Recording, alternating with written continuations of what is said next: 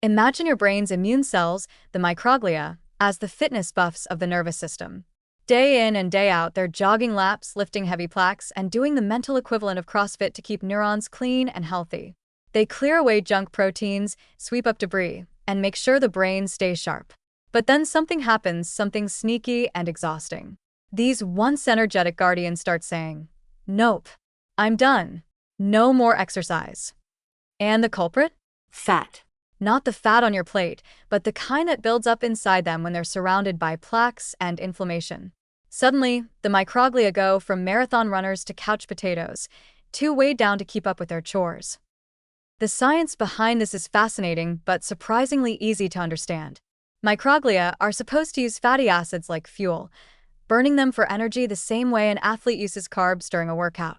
But under Alzheimer's conditions, those fatty acids don't get used properly. Instead, thanks to a stubborn enzyme called DGAT2, the cells start stockpiling them as fat droplets, like someone hoarding snacks in their gym locker instead of eating them for energy. Before long, the microglia are overloaded, heavy, and too sluggish to perform their normal duties. It's the cellular equivalent of skipping workouts, piling up junk food, and losing all motivation. But here's the positive twist. Just because the microglia say no more exercise now doesn't mean they can't get back in shape. The Purdue team showed that if you nudge that fat-storing enzyme out of the way, the cells spring back to life. They start burning fuel again, shedding their unnecessary baggage, and returning to their role as the brain's personal trainers. Instead of lying on the couch with potato chips, they're suddenly back on the treadmill, sweeping plaques out of the brain and boosting neuronal health. It's like watching an exhausted athlete find their second wind and cross the finish line stronger than ever. What's especially hopeful is that this discovery shifts how we think about Alzheimer's.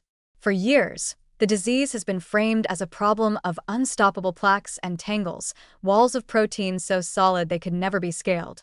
But if the problem is more about immune cells getting out of shape, then the solution becomes much more accessible.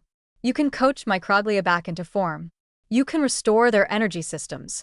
And that opens up a whole new set of possibilities for treatments, not just for Alzheimer's, but for other brain conditions linked to aging and inflammation. The metaphor is relatable, too.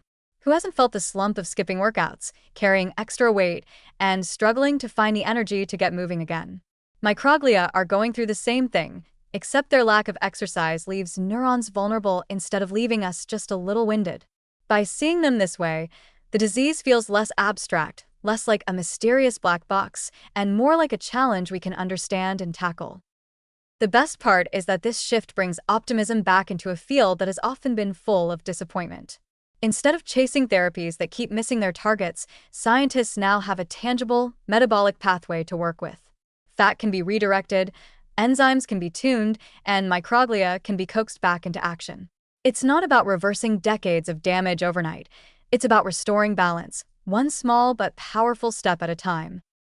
So yes, sometimes your brain's immune cells really do say, no more exercise. They collapse on the metaphorical sofa, weighed down by fat they don't know what to do with. But thanks to this new research, we also know that they don't have to stay there forever. With the right nudges, they can lace up their sneakers again, get back on the track, and reclaim their role as tireless defenders of the brain. And that image of tired cells finding new strength isn't just funny or vivid. It's inspiring because it suggests that Alzheimer's isn't a closed door. It's a challenge that can be met if we can just convince the brain's guardians to get back in the game.